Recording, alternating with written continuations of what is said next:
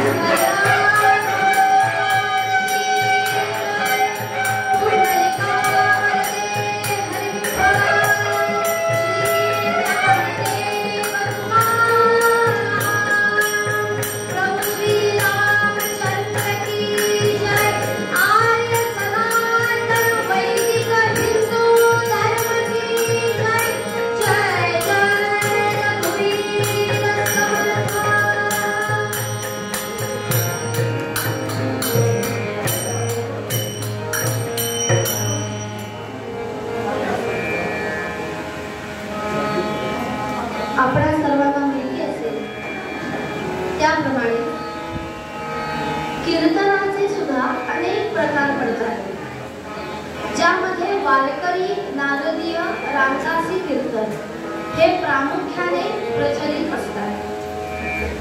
वारकरी कीर्तन आपण अनेकदा ऐकलं असेल, ज्यामध्ये अनेक टाळकरी असतात आणि मध्ये कीर्तनकार कीर्तन करत असतात. पण नारदीय कीर्तनामध्ये साथीदार, तबला, पेटी आणि कीर्तनकार एवढं जण असतात आणि ज्याला वन मॅन आर्मी म्हणतात ते फक्त कीर्तनकार असतात, कारण त्यांना सगळ्या बाजू सांभाळायच्या असतात. त्यामुळे हे नारदीय पद्धतीचे कीर्तन, ज्यामध्ये पहिल्यांदा आपण मंगलाचरण केलं, मंगलाचरणानंतर आता मूळ अभंग म्हणला, अभंगाचं निरूपण करायचं आणि मग आख्यानामध्ये रामजन्माची कथा सांगायची.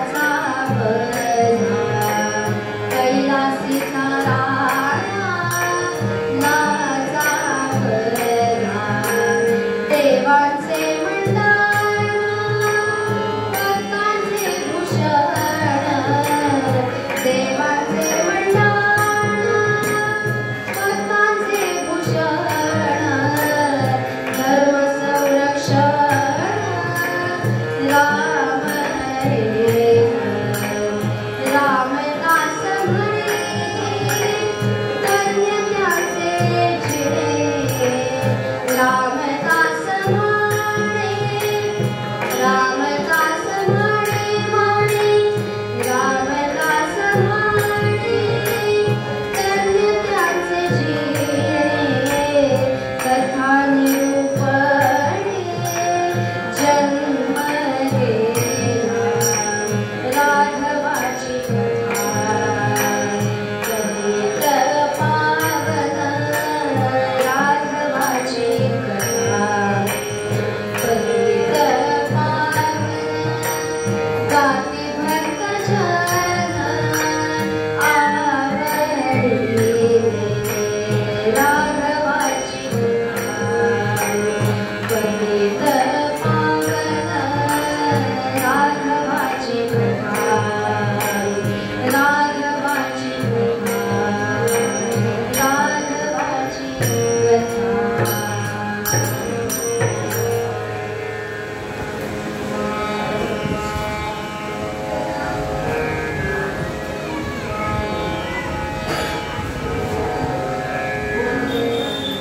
चमत्कारिले चित्त हे राम पुणे असे कीर्ती वाखाणिता प्रीती तुम्ही रघुनायका सारिखा देव नाही क्रिया पाहता सोखडी व्यर्थकारी पंढरीनाथ महाराज की जय. ज्याप्रमाणे जेव्हा निरूपण चालू आहे तेव्हा तानपुढे आवाज थोडा कमी करा. ज्याप्रमाणे प्रत्येक कीर्तनाच्या आरंभी जसं नाटकाची नांदी असते तसं कीर्तनाची नांदी किंबहुना या वाक्यांनी करावी लागते. आवाज राम जन्माचा सोहळा त्या रघुनंदनाचा जन्म करण्यासाठी जन्मकाळ करण्यासाठी आपण सर्वजण एवढ्या रणरणत्या उन्हात सुद्धा इथे आलो. मग इथे आल्याचं सार्थक कशाने बरोबर? अनेक खांब आहेत. जर त्याप्रमाणे थोडंसं आमरसाचं जेवण नंतर व्हायचं असेल, काहींचा उपासही असेल, खांबांना जरा विसावा मिळेल, पण तो कीर्तनामध्ये नको, तो दुपारच्या वेळेला विसावा होईल. कीर्तनाच्या वेळी आपण एवढ्या जनसमुदायाने एकत्र येतो अजूनही. त्याचं कारण काय हो? राम जन्माचे कीर्तन आहे हे ठीक आहे, पण कीर्तनाचं सर्वात महत्वाचं कारण म्हणजे सामूहिक उपासना. जेव्हा एकत्र येऊन सगळे राम नामाचा भगवंताचा भजन करतो त्यामध्ये जी शक्ती आहे ती किंबहुना कशात नाही. म्हणून आता इथून पुढे काय करायचं? जेव्हा जेव्हा आपण असा गजर करू तेव्हा जय म्हणायला काय जाते? दोन तर शब्द आहेत. तेव्हा पंढरीनाथ महाराज की जय, प्रभू श्री रामचंद्र की जय हा गजर मध्ये मध्ये करायचा. याने काय होतं बरं? अनेक कारण आहेत यासाठी. एक गजरही होतो आणि जे ब्रह्मानंदी टाळी ज्यांना लागलेली असते ते जागेही होतात. अरे काहीतरी घडतंय, त्यामुळे रामाचा जन्म करायचा आहे. हा जन्मकाळ जसा आपण आपला वाढदिवस मोठ्या प्रमाणात साजरा करतो, अनेक जणांना बोलवतो, मग आपल्या रामरायाचा सुद्धा तसाच जन्मकाळ आनंदात साजरा करूया, त्याच्या गजरात साजरा करूया. त्यामुळे कीर्तनालाही हा प्रतिसाद तेवढाच देऊयात. प्रभू श्री रामचंद्र की जय. याप्रमाणे आपल्याला हे आहेच जागा ठेवायला, तरीही आपण जागा राहायचे. निरूपणाच्या अभंगामध्ये ज्यांचा आज जन्म ते रामराय आणि त्यांच्याबरोबरच आणखीन एक विशेष म्हणजे आज असतो तो समर्थ रामदास स्वामींचा सुद्धा जन्म. आपल्या अध्यात्माला, भारतीय परंपरेला अशी मोठी देणगी लाभलेली आहे की प्रभू श्रीरामचंद्रांचं कार्य, त्या रामनामाचं कार्य अखंड ज्यांनी पुढे चालवलं असे समर्थ रामदास स्वामी. आणि काय हा योगायोग म्हणावा बघा. ज्यावेळी चैत्र नवमीला रामाचा जन्म, त्या चैत्र नवमीच्या दिवशी पुढे रामदास स्वामींचा सुद्धा जन्म आहे. आणि वेळ ही तीच बरं का. 12 जेव्हा मध्यान्ही सूर्य आहे तेव्हाच रामदासांचा सुद्धा जन्म झालेला आहे. आणि म्हणून असे रामदास स्वामी आजच्या निरूपणाच्या अभंगामध्ये तुम्हा मला सांगतात की ही माझ्या राघवाची कथा आहे. तर ती कथा कशी आहे? तर ती पतितांना पावन करणारी आहे. त्यामुळे निरूपण आपण अगदी 10 मिनिटांमध्ये बघायचं आणि लगेच आख्यानाकडे वळायचं आहे. आपल्याला जन्म 12:35 आपल्याला जन्म करायचा आहे. त्यामुळे त्या तयारीतही आपण राहूयात. ती सर्व तयारी जन्मकाळाची करून ठेवावी. त्या प्रकारे अशी ही राघवाची कथा आहे. रामदास स्वामी सांगतात की जी काय करते? पतितांना पावन करणारी आहे. मग पतितांना पावन करणारी म्हणजे काय? तर ज्याप्रमाणे आपण बघतो वाल्याचा वाल्मिकी झाला, कुणामुळे झाला? तर तर या राम नामामुळे झाला, त्या राम नामाच्या उच्चाराने झाला. म्हणून ही रघुनंदनाचं नाम, ही रामाची कथा काय करते तर पतितांना पावन करते. म्हणून राघवाची कथा पतित पावन.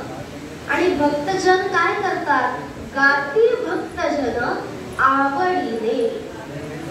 अशी ही राघवाची कथा आहे. असं हे रघुनंदनाचं गुणवर्णन आहे, हे रामाचं नाम आहे. ते काय करतात, त्याचे भक्त हे आवडीने गातात. या आवडीने शब्दाला फार महत्व आहे बरं का श्रोते. नाही, आपण कित्येक गोष्टी करत असतो, पण त्या आवडीने असतात का याच्यावर जरा प्रश्नचिन्हच असतो. काय आता रोजची कटकटी सारखी ती भाजी आणि पोळी, सकाळी नाही झालं की संध्याकाळी परत दुसरी भाजी करावी लागते, म्हणून कधी कधी भाजी होते. मग ती आवडीने असते का?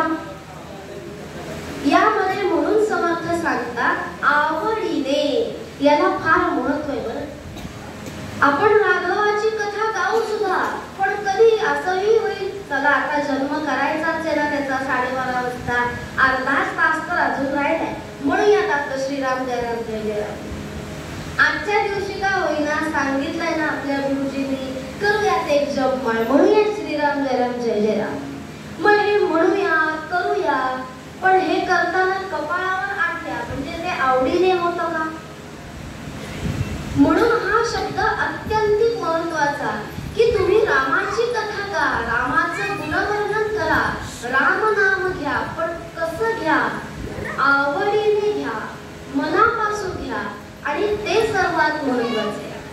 आणि असं आवडीने ना जे रामदास स्वामींनी घेतलं, त्याच रामदास स्वामी आपल्याला सांगतात अशी ही राघवाची कथा जी आवडीने गायन करा. कारण या राघवेच्या कथेने, या राम नामाने काय बरं झालं ते समर्थ रामदास स्वामी पुढच्या चरणात सांगताना म्हणतात, राघवाच्या गुणा न दिसे तुलना, कैलासीचा राणा लाजावला, प्रभू श्री रामचंद्र की जय. आपल्याला आता कॉम्पिटिशन आहे बरं का, स्त्रियांचा आणि पुरुष मंडळींचा आवाज तेवढ्याच ताकदीने आला पाहिजे, तर तो माझ्यापर्यंत पोहोचेल. त्याप्रमाणे राघवाच्या गुणा न दिसे तुलना, कैलासीचा राणा नाचावला. किती छान शब्दात वर्णन केले. या राघवाचे गुण हे जे अनेक आहेत. मग आता असे अनेक गुण कोणते हो? आपण म्हणतो की तू गुणी मुलगा आहेस बरं का. मग हा राघवामध्ये हे कुठले गुण आहेत?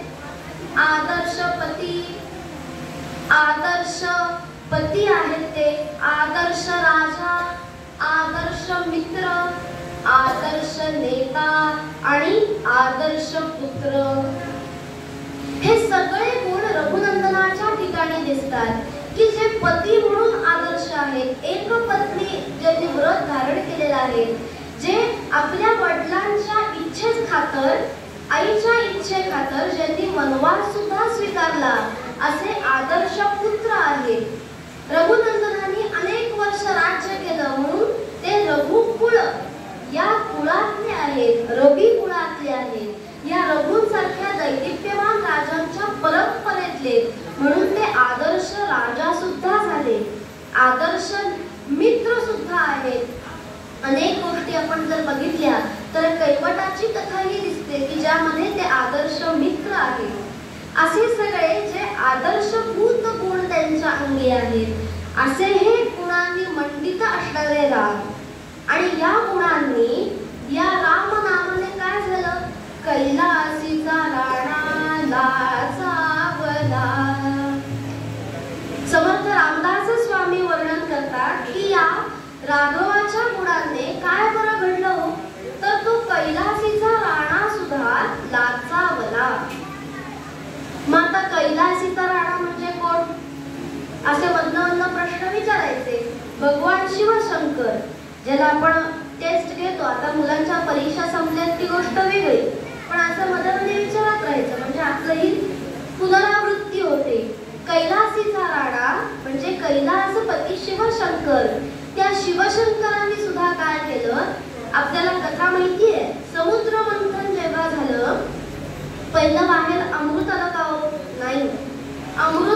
शेवटी आलं, पहिलं बाहेर आलं ते हलाहल विष. म्हणजे यातूनही काय सांगतात की ज्या गोष्टी आपल्याला मिळवायच्या आहेत त्या सहज मिळत नाहीत, त्यासाठी आधी दिव्यातून जावं लागतं. म्हणून ते हलाहल विष. माता हे हलाहल विष घेणार कोण? तर ते हलाहल विष भगवान शिवशंकरांनी प्राशन केलंय. पण त्या विषाचा परिणाम असा झाला की कंठाचा पूर्ण सर्वांगाचा दाह होऊ लागला. ते विष घातक आहे, विष आहे, त्यामुळे ते दाह होऊ लागला. आणि यासाठी काय केलं? अनेक उपाययोजना केल्या, जशा चंद्र आणि धरिली श्री गंगा. चंद्राला धारण केलं, शीतलतेचं प्रतीक, तरीही दाह शांत नाही, म्हणून धरिली श्री गंगा. डोक्यावर गंगा सुद्धा धारण केली, तरी काय होईना, तरी जाय हलाहल विषना भंगा. मग राम नाम जपता मुख वाचे, दाह शांत करणार शिवाचे. भगवान शिवशंकर शंभो की जय. जेव्हा गंगा धारण केली, चंद्र धारण केला, पण शेवटी जेव्हा राम नाम मुखामध्ये घेतलं, त्या राम नामाने तो दाह कमी झाला, शांत झाला. असं हे रामनाम जे अनेक संतांनी आपल्याला घ्यायला सांगितलं. कारण या रामनामामध्ये या रामाची ताकद कशी आहे हो? देवाचे मंडन, भक्तांचे भूषण, धर्म संस्थापक राम एक. ते देवांचं मंडन आहे. आपल्यामध्ये देवदेवतांमध्ये अग्रगण्य स्थान हे रामचंद्रांना आहे. भक्तांचे भूषण आहे. बाकीच्या दागिन्यांपेक्षा रामनामाचा दागिना महत्वाचा आहे, म्हणून ते भक्तांचं भूषण आहे. धर्म संस्थापक राम एक. आणि आपल्याला माहिती आहे, जेव्हा जेव्हा यदा यदा ही धर्मस्य ग्लानिर्भवति भारत अभ्युत्थानम् अधर्मस्य संभवामि युगे. त्याप्रमाणे जेव्हा भगवंत अधर्माचा जेव्हा अधर्म धोकाळतो, तेव्हा तेव्हा धर्मासाठी भगवंत अवतार घेतात. म्हणून धर्म संस्थापक राम एक. आणि असे राम कसे? रामदास म्हणे धन्य त्यांचे जिणे, कथा निरूपणे जन्म गेला. म्हणून असे जे अनेक गुणांनी मंडित आहेत, अशा रघुनंदनांचं गुणवर्णन आपण करायचं. त्यांनी जी आपल्या जीवनामध्ये आचरलेल्या गोष्टी आहेत, त्या गोष्टी आचरणात आणायच्या. कारण फरक बघा कसा आहे, कौसल्याचा राम आणि रामनामातील राम या दोन गोष्टी निराळ्या आहेत बरं. कौसल्याचा राम काय शिकवतो? जीवनामध्ये तुम्ही कसं आदर्श बनाल, तुमचे जीवन कसं आदर्श होईल, त्या गुणांचा अंगीकार करायला हे कौसल्याचे राम हा गुण शिकवतो. आणि रामनामातील राम हा अध्यात्माची धारणा देतो. ते रामनाम ज्यामध्ये दोनच शब्द रा आणि म. रा म्हणल्यानंतर काय होतं? एक सुभाषितकार सांगतायत, रा वर्णोच्चार मात्रेण मुखम निर्याति पातकम. रा म्हणल्यानंतर जे काही आपल्यामध्ये अपवित्र आहे, जे काही पाप ज्याला आपण अशी संज्ञा देतो, ते बाहेर पडतं. आणि मग कशासाठी म्हणायचा? रावर्णोच्चार मात्रेण मुखम निर्याति पातकम पुनः प्रवेश संदेहे. ते पुन्हा प्रवेश करू नये म्हणून काय करायचं? मकारस्तक्त पाठवत. कपाट ज्याप्रमाणे आपण बंद करतो त्याप्रमाणे म म्हणून आपण ते मुख बंद करायचं. म्हणून राम नाम घ्यायचं. असं हे रामनाम जे आपण सदा सर्व काळ घेऊयात. आणि अशी ही राघवाची कथा जी आता आख्यानामध्ये आपण ऐकायला प्रारंभ करायचा आहे, अशी राघवाची कथा ऐकूयात. हे राघवाचे गुण ऐकूयात. आणि ते गुण, ते नाम आपल्या मुखामध्ये, चित्तामध्ये फक्त रामनवमीलाच हवं का? नाही, तर अखंड नामस्मरण सदा सर्व काळ ते रामनाम मुखामध्ये ठेवूयात. आणि हे सांगताना निरूपणाच्या अभंगामध्ये समर्थ रामदास स्वामी तुम्हा मला सांगतात, अशी ही राघवाची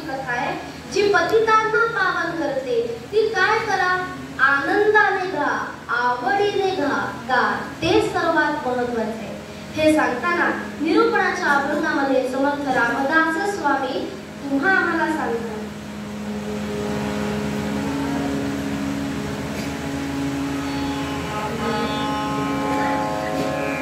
राघवाची कथा पतित पावन, राघवाची कथा. हा रूप आहे तो या ठिकाणी लावायचा आहे, पूर्वरंग झालेला आहे. पतित पावन गाती भक्तजन आवडीने, गाती भक्तजन आवडीने. राघवाची कथा पतित पावन, राघवाची कथा.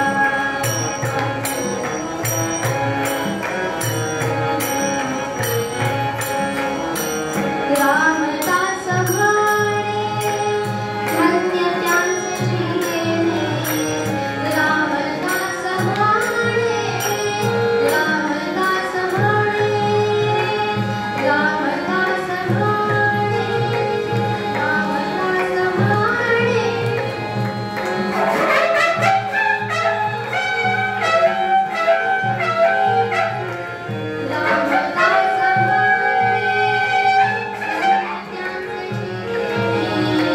कथा निरूपणे जन्म गेला, कथा निरूपणे जन्म गेला.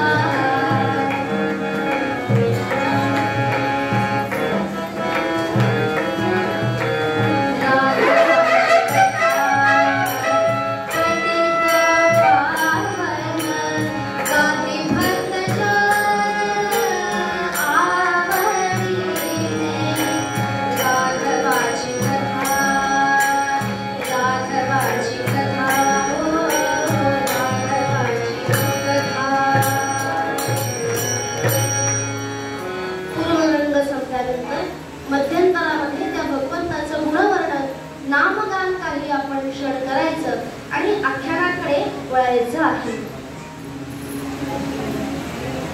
मी एक ओळ सांगेन, माझ्या मागे आपण त्या रघुनंदनाचा जय जयकार, त्याचं नामस्मरण छान आपल्या हाताने टाळी वाजवून आपण रामनाम घेऊयात. आवाजही तितकाच छान येऊ दे. त्यामुळे काय, ध्यान मंदिरामध्ये आपण रोज येतोच, पण त्याचबरोबर पब्लिसिटी सुद्धा अशीही करायची की रामजन्माचं कीर्तन आहे, त्या मोठ्या संख्येने अधिक सर्वजण उपस्थित होऊयात, छान भजन करूयात आणि लगेचच आख्यानाला प्रारंभ करूयात. रघुपती राघव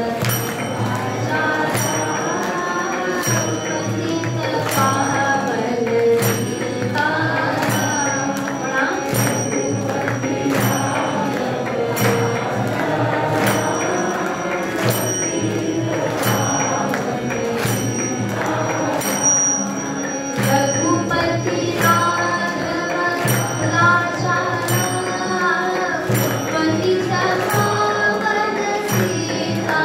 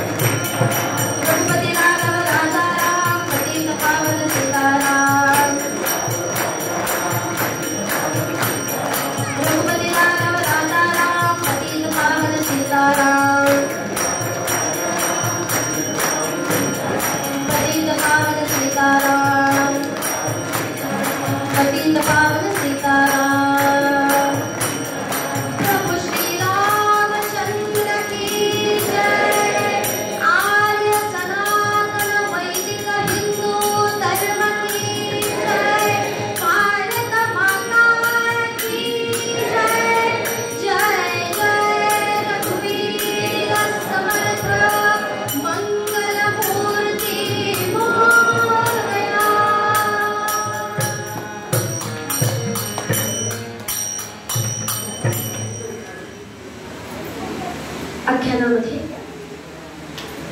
या रामजन्माची पार्श्वभूमी बघायची आणि मग रामजन्माकडे प्रारंभ करायचा. ब्रह्मदेवांचा दरबार भरलेला आहे आणि या ब्रह्मदेवांच्या दरबारामध्ये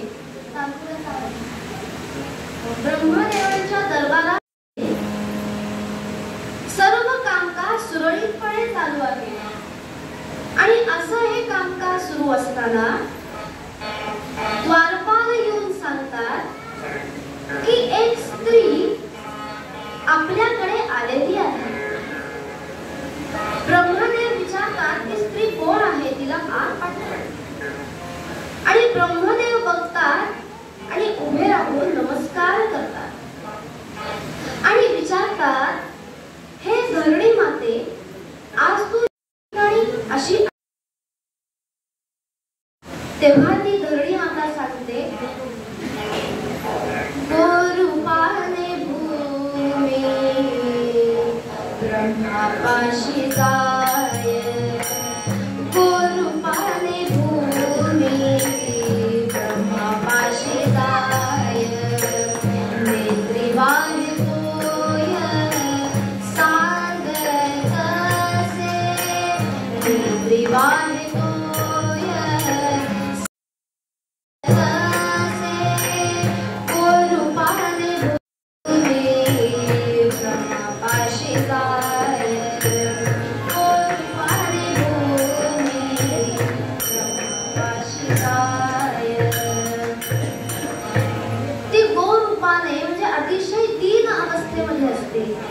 आणि त्यावेळी ती सांगते, मी आज या ठिकाणी तुमच्याकडे आले याला काही कारण आणि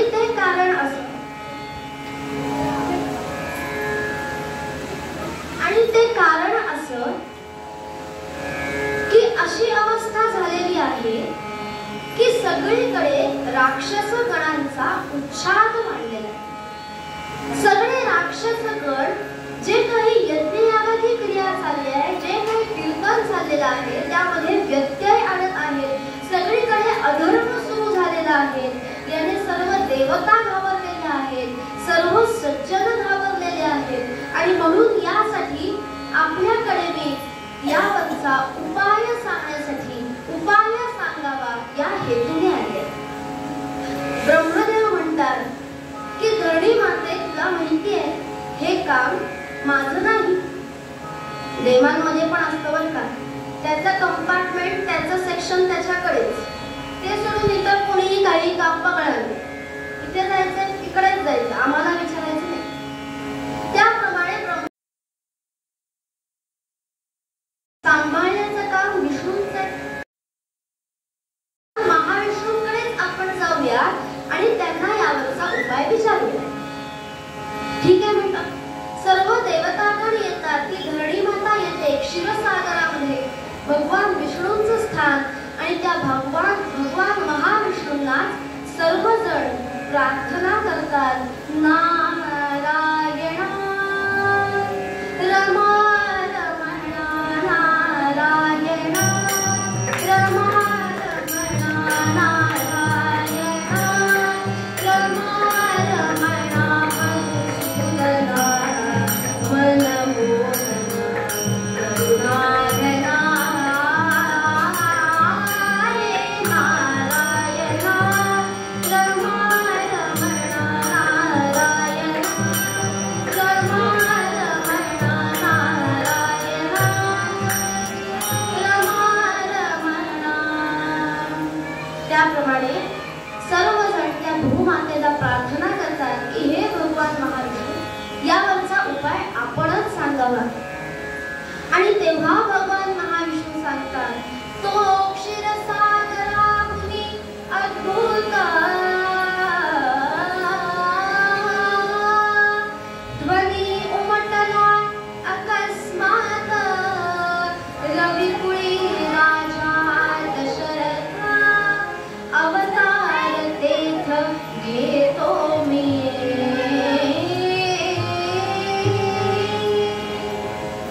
भगवान महाविष्णू सांगतात, काळजी करू नका, योग्य समय येताच जो त्या रवी कुळातला आहे, जो त्या रघु कुळातला आहे, अशा दशरथाच्या उदरी मी जन्म घेईल. सर्वजण आणि आता इकडे दशरथ राजा कसा बरा होता. हा रघु कुळातला, रवी कुळातला अत्यंत पराक्रमी असा राजा आणि त्याची नगरी, त्या नगरीचं नावही तसंच अयोध्या. जिला कुणीही युद्धात जिंकू शकत नाही अशी ती अयोध्या कुठे बरं होती. अहो, राम जन्माचं कीर्तन आणि गीत रामायणाचं स्मरण नाही असं कधी होईल का? त्यामुळे काही त्यातली आपण म्हणण्याचा प्रयत्न करतेय. मग ही नगरी कुठे बरं होती? तर ही नगरी अशी सरयू तीरावरी अयोध्या म्हणून निर्मित अयोध्या म्हणून निर्मित नगरी. सरयू तीरावरी अयोध्या म्हणून निर्मित नगरी. अयोध्या म्हणून निर्मित नगरी. इक्ष्वाकुकुल कीर्तिभूषण राजा दशरथ धर्मपरायण त्या नगरीचे करितो रक्षण. पूर्वी चंद्रसा नगरी इंद्रसा सूर्य जसा सरुंदरी. अयोध्या म्हणून निर्मित नगरी.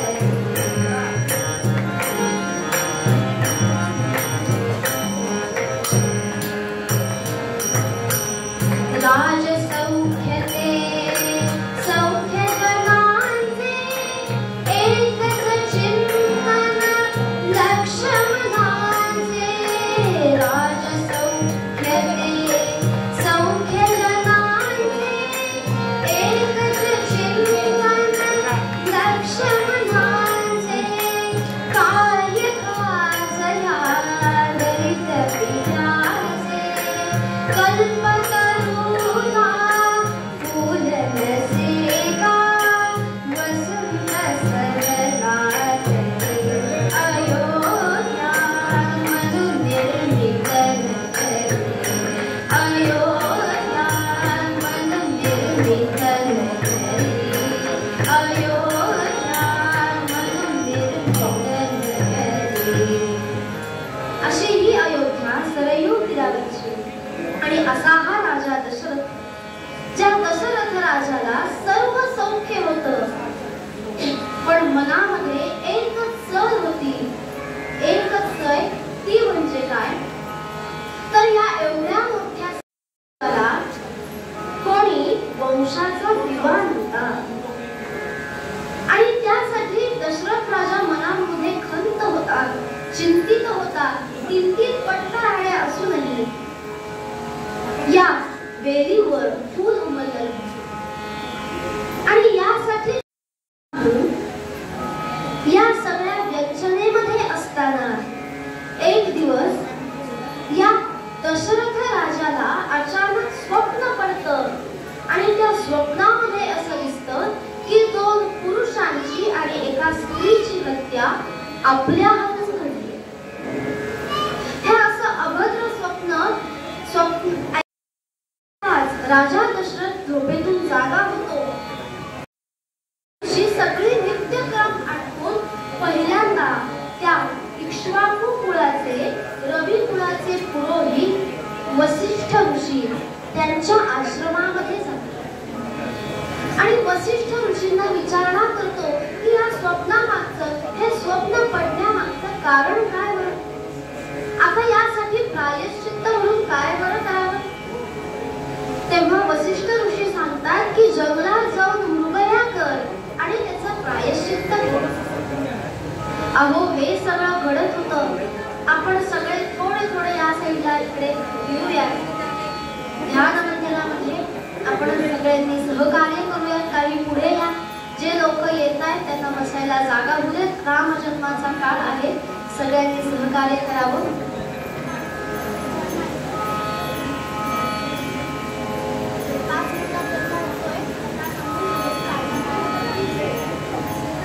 याप्रमाणे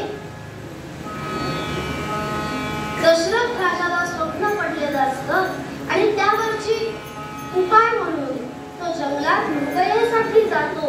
मृगयेला गेल्यानंतर आता मृगया करण्यासाठी झाडावर बसतो मात्र पण कोणीही श्वापद दिसेल. जे सगळं घडायचं होतं ते ईश्वरी इच्छेने घडायचं होतं. पुढे काहीतरी मोठं घडणार होतं म्हणूनच ही सगळी प्रयोजनं. आणि झालं असं त्यामध्ये सायंकाळच्या वेळेला आता दशरथ राजा विचार करतोय की कोणीतरी निदान श्वापद सायंकाळची वेळ आहे म्हणून सरोवरावर पाणी पिण्यासाठी येईल. म्हणून या नजीकच्या झाडावर मी चढून बसतो म्हणजे मला मृगया मिळेल. आणि त्याप्रमाणे तसा हा चढून बसतो. अंधार होतो आणि अंधार झाल्यानंतर त्या सरोवराजवळ आवाज येतो. पाण्याचा आवाज येतो. बुडबुड असा आवाज येतो आणि तो आवाज ऐकल्यानंतर शब्दवेधी राजा त्या दिशेने बाण सोडतो मात्र आणि तिकडनं प्रतिसाद येतो ऐक वेदो. दशरथाला कळतं की कोणी श्वापद नसून कोणा मनुष्याला हा बाण लागलाय. जवळ येऊन बघतो तर एक राजकुमार, एक नवीन युवक, कोवळा तरुण असा तो बघतो आणि तो म्हणतो आता मी काही यातून वाचत नाही. माझे अंध आई वडील आहेत. त्यांना पाणी देण्यासाठी मी इथे आलो होतो. हे पाणी त्यांना नेऊन द्या आणि त्यांना सगळा घडलेला प्रकार सांगा.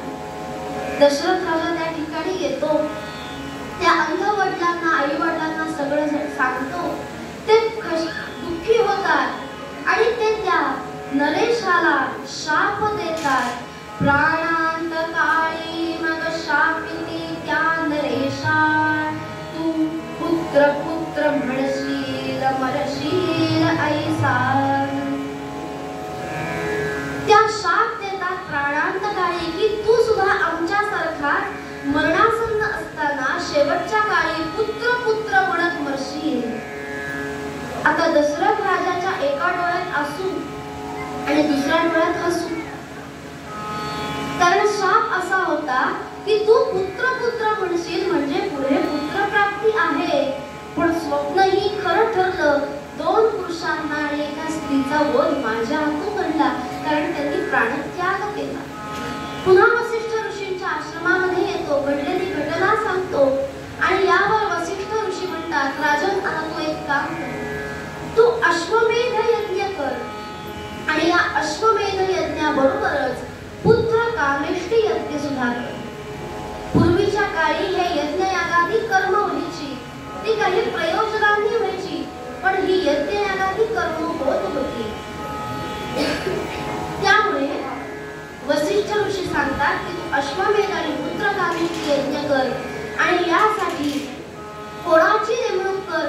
कोणाला बोलव तर शृंग ऋषी यांना या ठिकाणी बोलव आणि त्यांच्यातर्फे हा अश्वमेध आणि पुत्र कामेष्टी यज्ञ कर. त्याप्रमाणे सर्व सिद्धता होते. अश्वमेध यज्ञाला पुत्र कामेष्टी यज्ञाला सुरुवात होते आणि यज्ञ सांगता जेव्हा होणार असते त्यावेळी पूर्णाहुती असं म्हणतात. म्हणजे जो काही हवीर भाग राहिलेला आहे तो त्या देवतेला अर्पण केला जातो. ती देवता म्हणजे कोण? अर्थातच अग्निनारायण. कारण अग्निनारायणांचं महत्व असं आहे जे जे आपण त्या अर्पण करू यज्ञामध्ये त्या हवन जे जे करू ते सर्व पोहोचवतो हा अग्निनारायण कुणापर्यंत?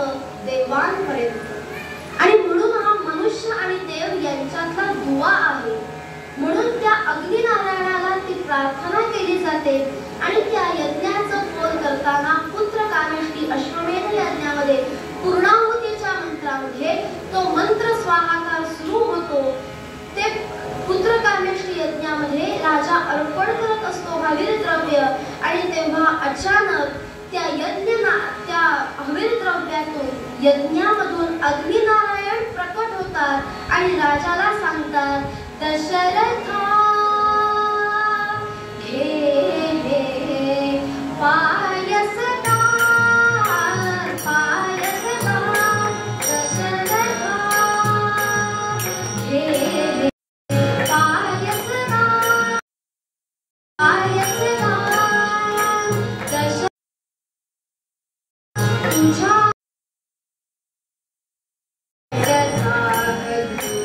हा माझा सन्मान दशरथा घे पायसदा पायसदा. त्याप्रमाणे ते सोन्याचं ताट जे पायसाने भरलेलं असतं ते पायसाने भरलेलं ताट दशरथ राजाच्या हाती अगदी नारायण देतात आणि ऋषशृंग ऋषी सांगतात की यामधील पायस जो प्रसाद आहे तो तुझ्या तिन्ही राण्यांना समसमान विभागामध्ये दे. योग्य वेळ येताच तुला फळ दिसेल. आणि त्याप्रमाणे राजा ते पायसाने भरलेलं ताट त्याची विभागणी करतो आणि आपल्या तिन्ही राण्यांना ते देऊ करतो. पण घडतं असं पुढे ते प्रयोजन घडणार असतं. त्याप्रमाणे कैकेयीच्या हातामध्ये जो पायस असतो त्यातील भाग एक घार येते आणि तो घेऊन जाते. आणि म्हणून बाकीच्या दोन राण्या कौसल्या आणि सुमित्रा त्या दोघी जणी आपापल्या हवीर द्रव्यातल्या पायसामधला अर्धा अर्धा भाग कैकेयीला देतात. योग्य ही वेळ येतेच आणि जे घडायचं होतं ते प्रयोजन येऊन ठेपतं. तिन्ही राण्यांना दिवस जातात, मास पूर्ण होतात आणि आता ज्या क्षणाची आतुरतेने राजा दशरथ वाट बघत होता तो क्षण येतो. या रवी कुळाला या रघु कुळाला आता वंश मिळणार असतो. त्याप्रमाणे तो समय येतो. हाच तो समय चैत्र मासातली नवमी ही चैत्र नवमी उजाडते आणि यावेळी या भूतलावर जो अधर्म माजला होता त्या अधर्माचा विनाश करण्यासाठी रावणासारखा दैत्याचा नाश करण्यासाठी या भूतलावर अवतार घेतात. चैत्र मास त्यात शुद्ध नवमी तिथी. आपण सर्वांनी हात जोडूया. आता रामजन्म होणार आहे. रामजन्म करून आपण पाळणा म्हणायचा आहे. चैत्र मास त्यात शुद्ध नवमी तिथी गंधयुक्त तरीही वात उष्ण हे किती. दोन प्रहरी कादशिरी सूर्य थांबला. राम जन्मला राम जन्मला राम जन्मला राम जन्मला राम जन्मला. कौसल्या राणी उघडी लोचने पुन काय माय सुखे पुत्र दर्शने. ओघळले आसु सुखे कंठ दाटला.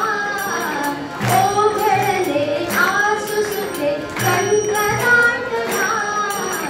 राम जन्मला राम जन्मला राम जन्मला राम जन्मला राम जन्मला राम जन्मला.